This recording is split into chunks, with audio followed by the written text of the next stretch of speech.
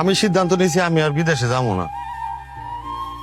বিদেশে যাবি না? এটা কি তোর মামুর বাড়ির আবদার নাকি তোর শ্বশুর বাড়ির আবদার? মিয়া ভাই, তুমি আমার সাথে এইভাবে কথা কইতেছো কেন? তুমি জানো না আমার শরীরটা ভালো না। বুঝলাম শরীর ভালো না, বিদেশে সেই জন্য যাইতে পারবি না। তুই দেশে বসে তুই কি করবি? কেন? আমি তোমার সাথে ব্যবসা করুম, আর নাইলে নিজে একটা দোকান করে নিবো।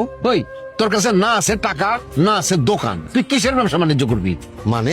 মানে খুব সোজা, তুমি দেশে থাকতে পারবা, তোমাকে বিদেশে চলে যেতে হবে। আব্বা, আমার সিদ্ধান্ত ফাইনাল, আমি আর বিদেশে যাব না, আমি দেশে একটা কিছু করব। আমিও ফাইনালি সিদ্ধান্ত নিয়ে ফেলাইছি। আমার বাড়ি ঘর সমস্ত কিছু আমি আমার 3 সন্তানরে লেখা দেব। বাস।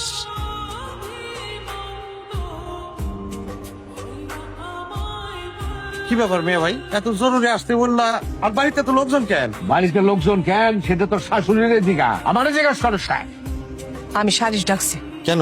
তোমার অধিকার, তোমার হক, এটা থেকে কেন তোমারে তারা বঞ্চিত করবে, এই জন্য আমি সালিশ ডাকছি। আপনি আমার কাছে জিজ্ঞাসা না করে আমার বাপ ভাইয়ের নামে সালিশটাকে আপনি অন্যায় করছেন। আমি তো কোনো অন্যায় করি নাই বাবা, আমি তো শুধুমাত্র তোমার অধিকারটা বুঝাই দেওয়ার চেষ্টা করছি।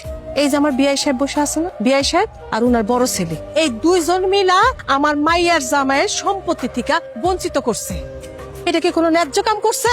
আমি যতটুকু জানি আপনার সংসারের মধ্যে অনেক আয় উন্নতি করছে, আপনি তার হকটুকু আপনি তার মিঠায় দেন, তবেই তো ঝামেলা শেষ হয়ে যায়। তারে বিদেশে পাঠানোর জন্য লক্ষ লক্ষ টাকা খরচ করছে, সুতরাং সমস্ত সয় সম্পত্তির মালিক আমার বাবা, আর মালিকানা সূত্রে সেই সয় সম্পত্তি সমস্ত কিছু সে তার 3 ছেলে মেয়ের নামে ভাগ করে। যেই যে দলিল দেখেন, সুজন, এই দলিলের মধ্যে তো আমি দেখতাছি তোমার নামে তোমার বাবাই কোনো সম্পত্তি দেয় নাই, সমস্ত সম্পত্তি তোমার 2 বোন আর 1 ভাইয়েরে লেখা দিয়ে দিচ্ছে। আপা, শুধু শুধু আপনি আমাকে সময়গুলা নষ্ট করলেন। যেই সম্পত্তি লেখা দিছে সেই সম্পত্তি নিয়ে কি কোনো বিচার আচার হয়? এই না দলিল।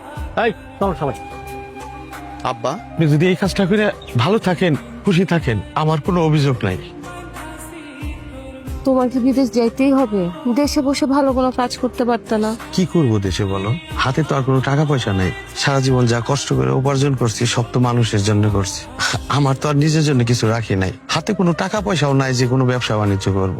আমাদের যে সন্তানটা দুনিয়াতে আসতেছে ওর জন্য হইলেও আমাকে বিদেশ যাইতে হবে। তুমি একটু টেনশন করো না, নিজের খেয়াল রাখো, নিজের দিকে যত্ন রাখো। তুমি এত অসুস্থ শরীর নিয়ে কিভাবে বিদেশে কাজ করবা? তোমার অনেক কষ্ট হবে, তাই না? আরে পাগলি, আমার কোনো কষ্ট হইব না। দেখো, আমি সময় মতো ওষুধ খাবো, নিজের খেয়াল রাখবো, দেখতে দেখতে দিন পার হয়ে যাবো। তুমি কোনো চিন্তা করো না, তুমি দেখে থেকো।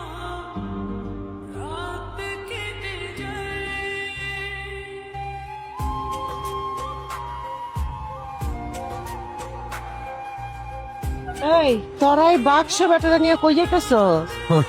নতুন বাড়ি তো রেডি হয়ে গেছে, সেখানে গিয়ে উঠবো। নতুন বাড়ি যাচ্ছ তো আমরা যাবো না? আরে মা কি কয় দাও দেখি, তোমার কি মাথা খারাপ নাকি? ওইখানে তুমি গিয়ে কি করবা?